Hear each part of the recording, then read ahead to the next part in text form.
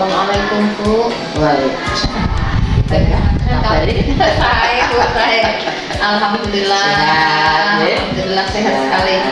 Bu, saya ucapkan terima kasih Bu sudah meluangkan waktunya, padahal Bu Eni sibuk sekali. Sudah ya Bu meluangkan waktu di tengah kesibukan Bu Eni yang luar biasa. Menunggu hari ini Bu ya. Nah ini kelihatan Bu terkait tugas saya sebagai CDP, saya sudah di modul 3.1 yakni pengambilan keputusan berbasis nilai kebajikan sebagai pemimpin gitu Bu.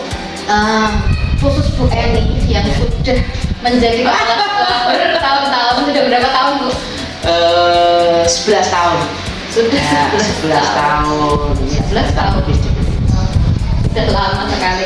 Ya, semoga saja saya bisa memberikan jawaban yang diinginkan. Ya Bu. Jadi memang ini yang saya tunggu. Jadi kalau tadi saya sudah wawancara dengan Bu Kepala Sekolah baru, itu kan memang pengalamannya kan belum banyak. Nah, yang jauh lebih pintar. Bagi saya itu pengalaman itu paling berharga, guru yang sangat berharga Bu. Jadi ini adalah waktu yang saya nantikan. Jadi saya memang menantikan hari ini untuk belajar banyak dari Bu Eni yang tentunya memiliki pengalaman yang luar biasa selama menjadi kepala sekolah terkait pengambilan keputusan. Gitu Bu. Saya mulai ya Bu. Pertanyaan yang pertama Bu, bagaimana selama ini Bu Eni mengidentifikasi suatu kasus? Apakah kasus tersebut itu merupakan dilema etika atau bujukan moral? Selama ini menurut saya itu apabila mengambil keputusan yang masalahnya itu misalnya benar sama benar, dua-duanya sama benarnya, mungkin kan sulit untuk mengambil keputusannya. Nah, maka kami akan mengambil keputusan dengan dilema. Kemudian kalau itu memang sudah jelas benar dan salah, ya, itu maka kami akan mengambil keputusan yang bujukan.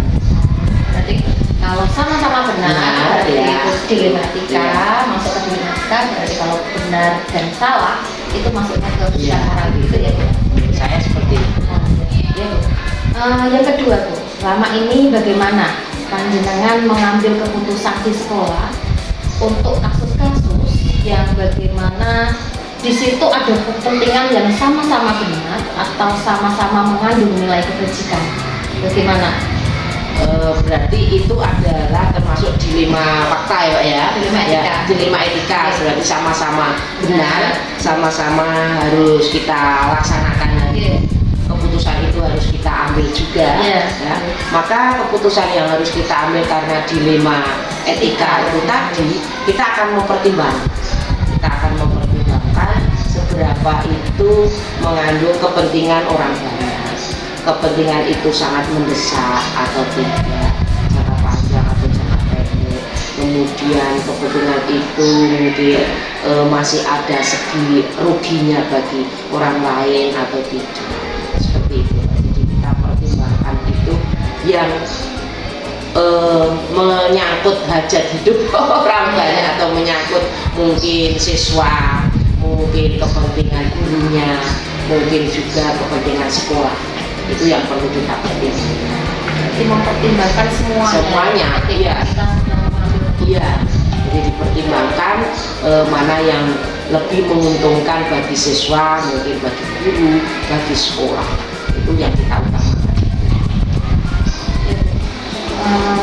Untuk yang ketiga Bu, langkah-langkah seperti apa yang biasa panjenengan lakukan selama ini dalam menghadapi langkahnya? Ya. Yang jelas kami akan mengidentifikasi dulu masalahnya, ya.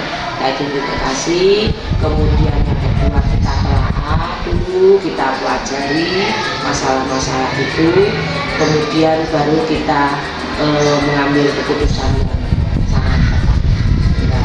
Kalau sudah setelah mengambil keputusan, baru kita klarifikasi, kita evaluasi lagi keputusan itu. Apakah memang benar-benar sudah pas dengan keputusan itu ataukah belum? berarti kan? Iya. Sedikit Nah, begitu. Iya. Identifikasi masalah. Iya, begitu. Mengambil keputusan yang tepat berarti ya, gitu ya. Untuk yang keempat Bu, hal seperti apa yang selama ini panjenengan anggap efektif dalam pengambilan keputusan pada kasus dilema etika? Yang efektif, Yang paling yang yang panjenengan anggap paling efektif begitu. efektif untuk membuat keputusan Oke. ya. Ya, yang jelas ya apa ya Mbak ya? Berarti pengujian, menguji kembali, menguji mungkin ya dilema etika itu kita uji lagi kebenarannya. Kemudian biasanya setelah melakukan pengujian itu kita menerapkan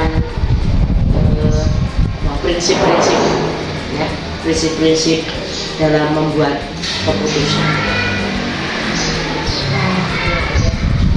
Yang kelima sekarang, hal apa saja yang selama ini merupakan tantangan dalam pengambilan keputusan pada kasus-kasus dilema etika? Tantangannya seperti apa Bu, pada saat panjenengan dihadapkan dua yang sama-sama benar? Itu tantangannya apa? Oh, kendalanya ya, berarti ya, Yes, bisa juga dalam pengambilan kendala. keputusan. Biasanya setiap saya mengambil keputusan, baik itu secara dilema etika maupun rujukan moral, itu pasti ada segi positif dan negatif. Kadang-kadang juga tidak bisa diterima oleh rekan guru. Kadang-kadang mereka memvonis, nah, mengapa kok mengambil keputusan seperti itu, gitu. Kadang seperti itu, kendalanya seperti itu. Ada yang pendapat yang berbeda, ada yang setuju, ada yang tidak setuju. Dan kalau yang setuju sih tidak masalah ya Mbak ya. Tapi bagi yang tidak setuju biasa efeknya nanti akan ke yang lain. Itu yang perlu kita sikapi, kita pahami, dan kita evaluasi lagi bagaimana supaya saya mengambil keputusan berikutnya sangat meminimalisir bagi orang-orang yang tidak setuju. Bijaksana sekali Bu. Sekarang yang keenam ya, apakah Ibu memiliki sebuah jadwal tertentu dalam sebuah penyelesaian kasus dilema etika? Apakah panjenengan langsung menyelesaikan tempat atau memiliki jadwal untuk menyelesaikan? Dan bentuk prosedurnya itu seperti apa yang sudah panjenengan jalankan? Kalau jadwal menurut saya itu tidak ada jadwal tertentu saya harus mengambil keputusan hari ini atau besok pagi atau tidak ada. Jadi semua keputusan kami ambil itu ketika diperlukan juga. Kalau memang keputusan itu diperlukan segera, maka harus segera itu kita putuskan.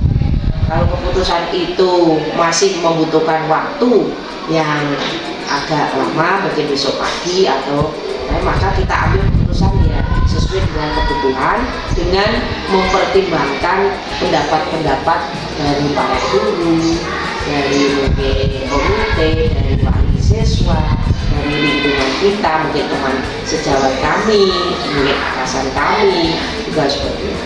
Jadi tidak langsung yang keputusan ya kemudian terus harus hari itu tidak, dan harus dijadwal juga tidak.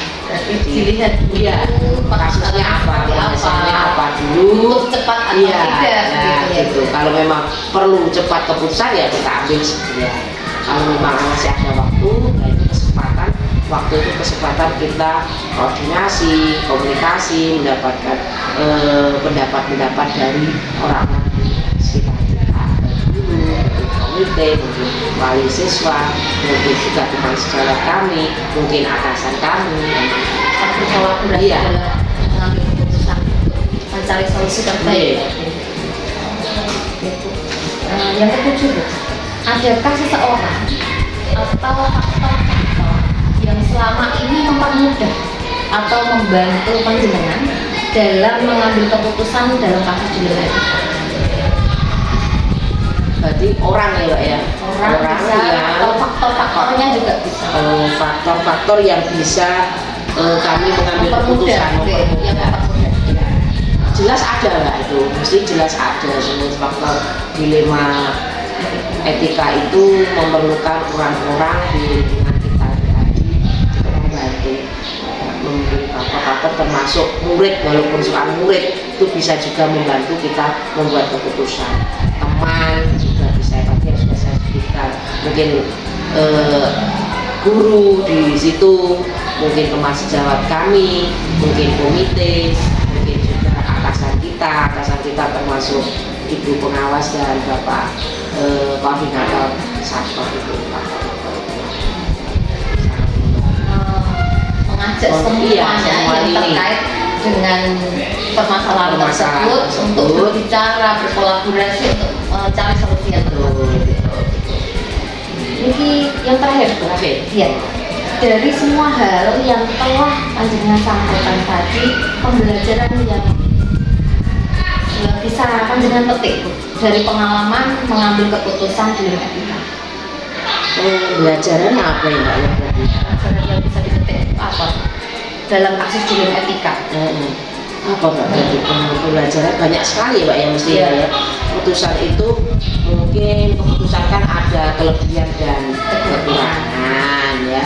Jadi kami bisa mengevaluasi lagi keputusan-keputusan yang sudah pernah saya ambil kemarin itu, ternyata oh ada baiknya, efeknya seperti ini, ada jeleknya, ya. Kalau ada kurangnya ya kita perbaiki untuk mengambil keputusan-keputusan yang berikutnya.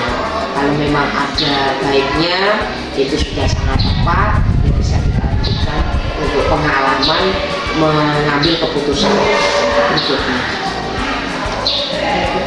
Terima kasih Bu. Ini ternyata dari 8 pertanyaan tadi itu banyak sekali pelajaran yang bisa saya ambil dari Bu Eni.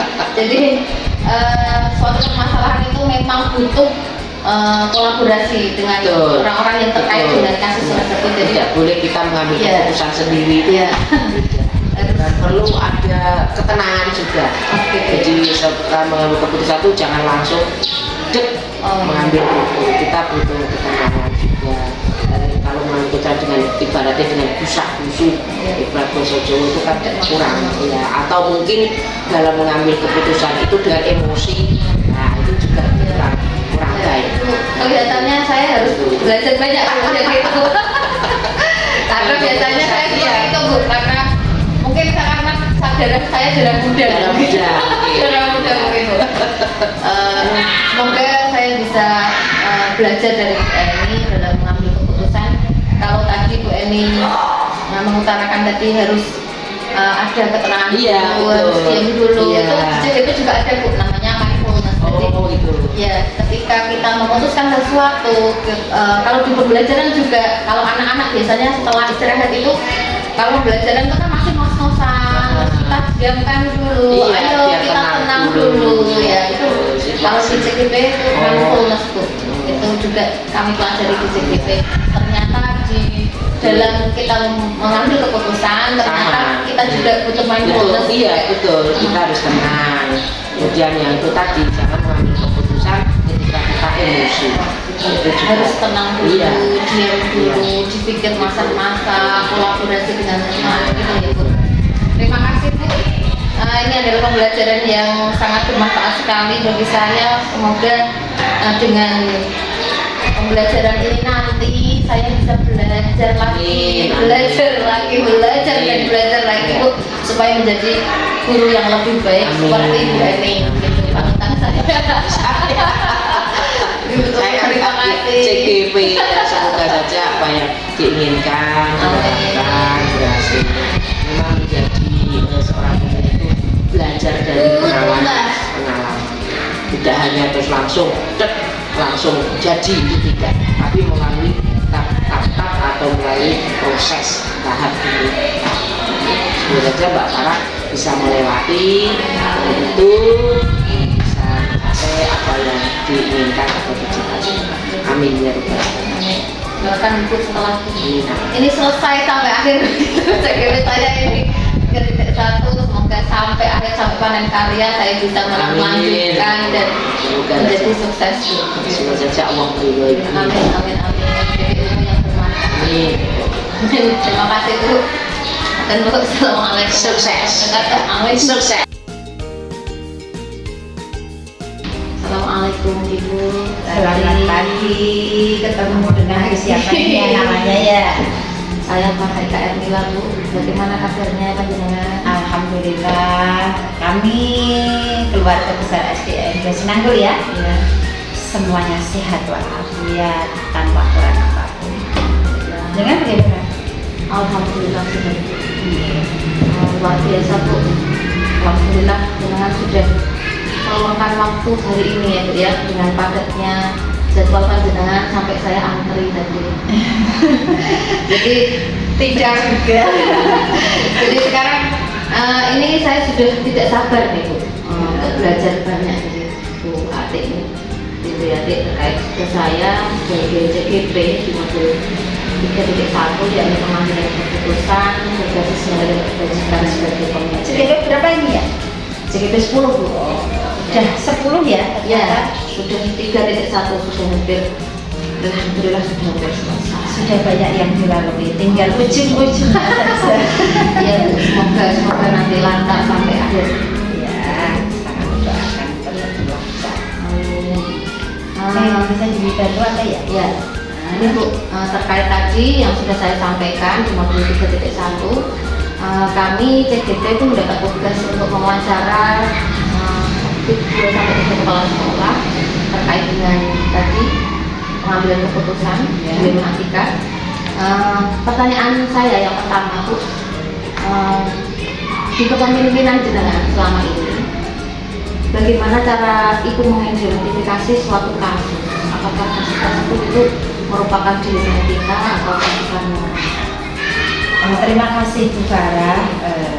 Gini, ketika di SD kami ada sebuah kasus, tentunya kasus tersebut itu harus kami pertimbangkan dulu. Apakah itu sesuai dengan aturan yang ada di sekolah kami, apakah itu melanggar ataukah itu tidak, misalkan seperti itu. Jadi seharusnya patokan kami, apakah itu bukan moral, ataukah itu dilematika berdasarkan dari moral dan aturan-aturan yang ada di sekolah kami. Dari situ kami bisa menilai apakah itu termasuk dirujukan moral ataukah itu termasuk dilematika. Intinya kita kembali ke peraturan. Oke Bu. Selama ini bagaimana panjenengan mengambil keputusan di sekolah, terutama untuk kasus yang dimana ada 2 kepentingan yang sama-sama benar atau sama-sama mengandung nilai kebenaran? Tentunya kami mempertimbangkan banyak hal. Supaya apa? Supaya keputusan yang kami buat itu tentunya menghasilkan dampak yang positif untuk misalkan anak yang mempunyai kasus atau untuk sekolah kami juga. Jadi pertimbangan itulah misalkan kasus anak terlambat misalnya. Ya.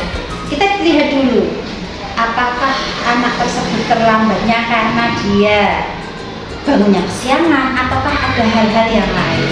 Kalau memang itu bangunnya kesiangan, mau tidak mau kan kita harus memberikan anak-anak itu sesuai dengan aturan yang ada di sekolah. Tetapi ketika dia bangun kesiangan, ketika dia datang ke sekolah kesiangan, tapi di rumah ada sesuatu yang mungkin anak-anak tersebut tidak bisa sampai ke sekolah tepat waktunya, kita harus mengambil sikap supaya anak-anak yang ada di sekolah kami tidak merasa dirugikan dengan adanya peraturan yang ada di sekolah kami, dan anak-anak tersebut tetap bisa melaksanakan sekolah seperti biasa. Oke. Yang ketiga ya Bu ya, ini saya ingin mengetahui langkah-langkah seperti apa yang biasa panjenengan lakukan selama ini terkait dari tadi. Langkah yang kami lakukan tentunya saya tidak langsung berani mengambil keputusan. Yang pertama kita cari dulu, identifikasi dulu permasalahannya apa sehingga itu terjadi kasus seperti itu. Kalau kita sudah identifikasi, kita cari fakta-fakta yang ada di lapangan. Kadang kita dengar orang berbicara itu tidak sesuai dengan fakta. Jadi kita harus tahu realitanya seperti apakah itu sebenarnya. Kalau sudah ada fakta atau terus ada realita yang ada, kita perlu mempertimbangkan dengan bermusyawarah bersama. Di SD kami ada ya, di SD kami kan ada guru-guru banyak, bisa kita saling memberikan masukan. Mungkin kalau dengan guru keputusan yang kita ambil masih kurang, misalkan kita ada komite sekolah, kita ada tokoh-tokoh masyarakat, kita bisa saling bekerja sama untuk menghasilkan keputusan, sehingga keputusan nanti yang mungkin kami ambil itu tidak merugikan salah satu pihak, dan mungkin akan dampaknya lebih positif untuk anak-anak yang mempunyai kasus seperti itu. Sekarang yang keempat, hal seperti apa yang selama ini panjenengan anggap efektif dalam pengambilan keputusan pada kasus ini? Hal-hal yang menurut saya efektif, kita saling berkolaborasi tadi, berkolaborasi dengan pemangku kepentingan. Contohnya misalnya orang yang mempunyai kasus, kita ajak diskusi bersama supaya kasus yang ada kita bisa menghasilkan keputusan. Yang misalkan ya anak terlambat, anak yang dipanggil, diajak berbicara dari hati ke hati, sehingga dia merasa kalau nek wong Jawa diorangkan, dia dihormati dan tidak dihakimi, sehingga nanti keputusan itu jika dampaknya dia tidak merasa dipaksa, dia tidak merasa dihakimi, sehingga nanti ketika keputusan yang kita ambil itu dia enteng untuk melaksanakannya, dan sekolah pun tidak dirugikan dengan keputusan itu. Jadi keputusan yang kita buat kedua-duanya, baik di SD atau di misalkan guru atau anak, semuanya tidak ada yang dirugikan.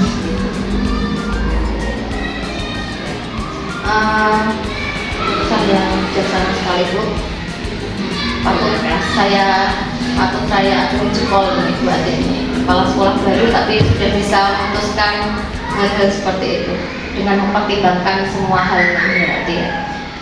Yang kelima Bu, hal-hal apa saja yang selama ini merupakan tantangan dalam mengambil keputusan pada kasus-kasus di luar kita? Yang menjadi tantangan kami ketika ada dilema etika itu gini ya, di sekolah ada aturan, misalnya aturannya seperti ini ya, anak tidak boleh masuk terlambat, katakanlah seperti itu. Tetapi pada suatu saat misalnya ada anak yang datang terlambat, kita kan tidak boleh langsung kenapa terlambat terus langsung memberi hukuman, tapi ya itu kita ya cari tahu dulu sumbernya kenapa sampai seperti itu, terus mungkin nanti dinasehati kalau memang itu ada hubungannya dengan keluarga di rumah, kita bisa cari dulu ketemu dengan orang tuanya atau bagaimana supaya nanti hal-hal seperti itu yang terjadi tidak terjadi lagi, sehingga anak-anak ya juga nyaman pergi ke sekolahnya, orang tuanya juga dia ada tanggung jawab dengan kita bersama-sama berkolaborasi supaya anak tersebut itu tidak ada kasus seperti itu. Untuk selanjutnya, apakah panjenengan memiliki sebuah jadwal tertentu dalam sebuah penyelesaian kasus di etika? Apakah Anda langsung menyelesaikan tempat atau memiliki jadwal untuk menyelesaikan kasus tersebut? Dan bentuk prosedurnya itu seperti apa yang sudah Anda lakukan? Ya, begini Ibu, ketika saya menghadapi kasus, tentunya saya memilah dulu kasus itu kategori kasus ringan atau kasus berat. Ketika kasus itu saya rasa kasus ringan dan bisa diselesaikan, saat itu juga saya ya harus menyelesaikan juga. Contohnya tadi pagi misalkan ada anak-anak yang jajan, terus dia buang sampah sembarangan, kita tidak sesuai dengan aturan, kita bisa langsung nak sini diambil masukkan ke sampah, itu kasus harus selesai saat itu juga. Jadi saya tidak perlu menjadwal, tetapi ketika kasus itu saya rasa kasusnya butuh proses dan itu menyangkut banyak pihak, maka saya harus mencari dulu, mengundang, bermusyawarah dengan pihak-pihak tertentu. Terus ketika semuanya sudah diundang, prosedurnya kita musyawarahkan. Jadi antara pihak yang mempunyai kasus dengan pihak sekolah, kedua-duanya mungkin kita bisa undang yang lainnya untuk memberi masukan kepada kami supaya nanti keputusan yang kita ambil itu semuanya berdampak dan dampaknya itu positif, ya positif untuk sekolah, ya positif juga untuk yang mempunyai kasus, sehingga dia nantinya akan menjadi lebih baik. Karena di sini kan kalau kasus seperti itu kita tidak boleh istilahnya membuat hati seseorang atau yang si kasus itu menjadi terdolimi, istilahnya seperti itu. Jadi kalau dia sudah terdolimi, nanti dia akan istilahnya malas, bisa nanti jadinya anak itu malas sekolah. Lah kita tidak pengen seperti itu. Jadi dia tetap enjoy, tetap pergi ke sekolah dengan seperti biasa. Bijaksana sekali nih Bu. Untuk selanjutnya Bu, adakah seseorang atau faktor-faktor apa yang selama ini mempermudah atau membantu Anda, Bu, panjenengan dalam mengambil keputusan dalam kasus ini? Faktor yang mempermudah kami mengambil keputusan, kami mempunyai banyak guru, kami juga mempunyai komite sekolah, ya. Kami juga mempunyai atasan. Nah, mungkin ketika ada sebuah kasus, kita kolaborasi, kita musyawarah dulu dengan Bapak Ibu guru, dengan komite sekolah. Tapi ketika kami rasa dengan kepala sekolah dan komite sekolah itu kasus ini kok belum selesai kan gitu, saya minta tolong sama, atau saya punya pengawas, punya satkordik, ya, itu nanti kita mintakan musyawarah kepada beliau, sehingga nanti keputusan yang kita ambil nanti kita bisa bertanggungjawabkan bersama, dipertanggungjawabkan di sekolah, mungkin kepada atasan pun ketika ada masalah seperti itu. Kalau atasan tahu dan atasan memberikan masukan, kita bisa bertanggungjawabkan bersama, sehingga keputusannya akan lebih baik daripada yang mungkin menurut kami belum atau kurang pas.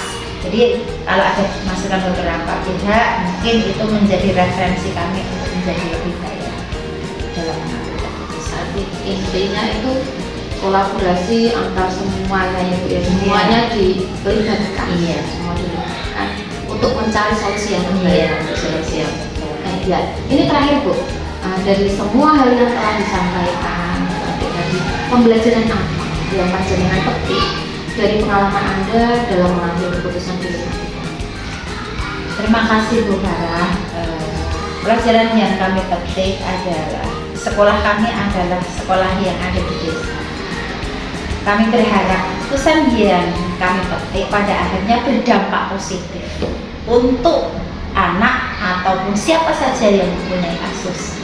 Berdampak positif pada orang tersebut, juga berdampak positif pada sekolah kami, sehingga kedepannya kasus-kasus yang ada yang seperti itu tidak kami jumpai lagi. Nah, sehingga nanti kedepannya menjadi lebih baik. Super sekali ternyata. Tidak, itu hanya ya sepengetahuan saya, memang saya hanya melaksanakan seperti itu. Mungkin kalau ada hal-hal yang lain yang perlu masih kami banyak pelajari, karena memang saya kepala sekolah baru dan saya harus beradaptasi dulu dengan lingkungan sehingga nanti berdampak positif. Begitu ya. Iya, ya, terima kasih Bu Ati, banyak sekali tadi sharing-sharing kita, dan saya kira itu semuanya nanti akan bisa menjadi contoh ya, dan saya terapkan. Walaupun saya menjadi guru, tapi dari pembicaraan kita tadi, dari sharing-sharing kita tadi, saya mengambil, saya ada greget gitu Bu, ada semangat untuk Di kelas ya? baik. Ya, di kelas, walaupun lingkupnya masih di kelas Bu, tapi saya punya semangat untuk melakukan perubahan di kelas, Pemimpin pembelajaran. iya, memimpin pelajaran di kelas. Terima kasih Bu Ati atas waktunya. Mungkin kalau nanti ada apa-apa lagi boleh ya Bu, saya mau sharing lagi. Saya akan belajar banyak dari Bu Ati ini kelihatannya, karena ternyata kepala sekolah baru itu juga banyak yang banyak yang profesional, banyak yang juga. Jadi Bu Ati dulu juga CGP ya? Iya. Oh iya, CGP. Itu terlihat dari jawaban-jawaban panjenengan.